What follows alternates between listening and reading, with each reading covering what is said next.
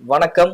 இன்றைய பரபரப்பான தேர்தல் அரசியல் களத்துல நம்ம பார்க்க வேண்டிய விஷயம் அப்படின்னு பார்த்தீங்கன்னா, நாங்குநேரி சட்டமன்றம் காங்கிரஸ் சார்பில் வேட்பாளரை அறிவிப்பதில் ரொம்ப தாமதம் இருந்தது. அது இன்னும் சொல்ல போனா 28 தொகுதிகளுக்கு அறிவிக்க வேண்டியதுல 27 தான் அறிவிச்சிருக்காங்க. ஒரு இதை மேலூர்ல மிஸ் பண்ணியிருந்தாங்கன்ற ஒரு சர்ச்சையான விஷயம் நடந்தது. ஆனா இப்போ பொதுவா இப்ப நம்ம என்ன பேச வரோம் அப்படின்னா, ஆஹ் நாங்குநேரியில 2 பேருமே ஜெயித்தவர்கள். திரு ரெட்டியார்பட்டி நாராயணன் அவர்கள் அதிமுக சார்பில் நிறுத்தப்பட்டு அங்கே சட்டமன்ற உறுப்பினரா அவர் இருந்திருக்காரு. அதுக்கப்புறம் பாத்தீங்கன்னா ரூபி மனோகரன் இப்போதைய எம்எல்ஏவாக அங்க பயணிச்சுட்டு வராரு. நாங்குநேரியில பாத்தீங்க அப்படின்னா பெரும்புத்தூர் அந்த பிரச்சனைகள் நடைபெற்றது. அந்த நேரத்துல அவர் அதை சரியா அணுகலைன்ற ஒரு குறைகள் இருக்கு. அது போக நாங்குநேரி உள்ள கட்டமைப்புகள் நிறைய விஷயங்கள்ல அவர் செஞ்சு கொடுக்கல அப்படின்ற ஒரு அதிருப்தி இருந்தாலும், ஆளுங்கட்சியோட முழு பலத்துல அவர் மீண்டும் திமுக கூட்டணியில் இருக்கக்கூடிய காங்கிரஸ் சார்பில் போட்டியிடுறது அவருக்கு மிகப்பெரிய ஒரு பலமா தான் பார்க்கப்படுது. அவருடைய வெற்றி வாய்ப்பை உறுதி செய்யும் அப்படின்றது கூட நம்ம எடுத்துக்கலாம். இருந்த போதிலும் அதுல பாத்தீங்கன்னா ரெட்டியார்பட்டி திரு நாராயணன் அப்படின்னு பார்க்கும்போது அவரு அந்த மண்ணின் மைந்தன் அப்படின்ற ஒரு விஷயமும் பரவலா ஐயாவளி அப்படின்ற கூடிய மார்க்கம் ரீதியாகவும் அவருக்கு மிகப்பெரிய ஒரு செல்வாக்கு அப்படின்னே சொல்லலாம். திரு ரூபி மனோகரன் ஒப்பிடும் போது பாத்தீங்கன்னா அவர் ஒரு தென் தமிழகத்தினுடைய மிகப்பெரிய பில்டர் அப்படின்ற மாதிரி மக்கள் மனசுல அவர் இடம் வச்சிருந்தாலும், திரு ரெட்டியார்பட்டி நாராயணன் எடுத்துக்கிடும் போது இப்போதைக்கு இளைஞர்கள் மத்தியில ரொம்ப விசில் சின்னம் அப்படின்னு போட்டியிடக்கூடிய நடிகர் விஜய் அவர் தாவைக்காவில ரெட்டியார்பட்டி நாராயணன் இணைந்திருக்கிறார். இது கடைசி நேரத்துல ரெட்டியார்பட்டி நாராயணன் அதிமுகவில் அவருக்கு சீட்டு கொடுக்கல அப்படின்ற அதிருப்தியில அவர் அதுல இருந்து விலகி திருப்பி மீண்டும் விஜயினுடைய கட்சியில போய் இணைஞ்சிருக்காரு. இணைஞ்ச உடனே அவருக்கு நாங்குநேரி ஏற்கனவே அவர் போட்டியிட்ட நாங்குநேரியில அவருக்கு சீட்டு கொடுத்துருக்காங்க. கொடுத்துருக்கும் போது இது இன்னும் நாங்குநேரி தொகுதியில புதிய வாக்காளர்கள் இருப்பாங்க. விஜய் அவர்களுக்கு வாக்களிக்கணும்னு நினைக்கக்கூடிய இளைஞர் பட்டாளத்தை திரு ரெட்டியார்பட்டி நாராயணன் அவர்கள் கவர்ந்திருக்காரு அப்படின்னு தான் பார்க்க முடியும்.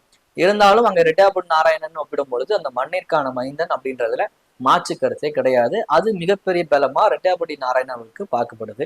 இருந்தாலும் இதுல அதிமுகவுடைய கூட்டணியில பாத்தீங்க அப்படின்னா அமமுக சார்பில் இசக்கி முத்து அவர்களை நிப்பாட்டி இருக்காங்க.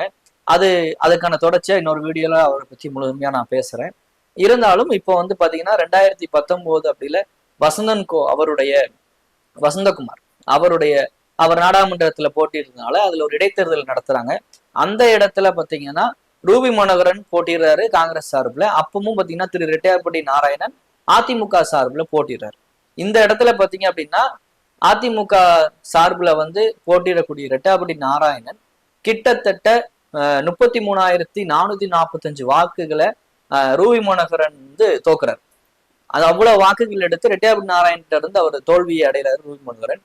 இருந்தாலும் அடுத்த தேர்தலில் ரூபி மனோகரன் அதே தேர்தல் களத்துல நிப்பாட்டப்படும் போதும் அதிமுக சார்பில் திரு ரெட்டியார்பட்டி நாராயணன் வாய்ப்புகள் மறுக்கப்பட்டு திரு தச்சை கணேசராஜா மாவட்ட செயலாளர் கூடிய அவருக்கு அந்த வாய்ப்புகள் வழங்கப்படும் போது தச்சை கணேசராஜா அங்க நிப்பாட்டும் பொழுது ரூபி மனோகரன் அதுல வெற்றி வாய்ப்பை பெறக்கூடிய ஒரு நிலை ஏற்படுது. அந்த வெற்றி வாய்ப்பு பாத்தீங்கன்னா கிட்டத்தட்ட 16,486 வாக்குகள் வித்தியாசத்துல பாத்தீங்கன்னா கணேசராஜாவை தோற்கடித்து ரூபி மனோகரன் வெற்றி பெறார். இது எப்படி பார்க்கலாம் அப்படின்னா அங்கே ரெட்டியார்பட்டி நாராயணன் அவர்களுக்கு ஒரு செல்வாக்கு இருந்தாலும் அங்க அங்க ஜாதி ரீதியான ஒரு விஷயம் அங்க ஏற்பட்டதுனால திரு தச்சை கணேசராஜா அங்க தோற்கடிக்கப்படுகிறார். அவருக்கு ஏற்கனவே திருநெல்வேலி தொகுதியை அந்த எலெக்ஷன்ல கொடுத்திருந்தாங்க. அது திரு நயினார் நாகேந்திரனுடைய சில விளையாட்டுகள்னாலையும் அவர் கட்சி தலைமையில பேசின விஷயங்கள்னாலையும் திரு தச்சை கணேசராஜா அவருக்கு திருநெல்வேலி தொகுதியை மாற்றி அமைத்து நாங்குநேரி தொகுதியை கொடுத்தாங்க. அன்றைய காலகட்டத்துல திரு தச்சை கணேசராஜா அவருக்கு திருநெல்வேலி தொகுதியை கொடுத்திருந்தா அருமையான வெற்றி வாய்ப்பை அவர் கண்டிப்பா வாங்கியிருப்பாரு.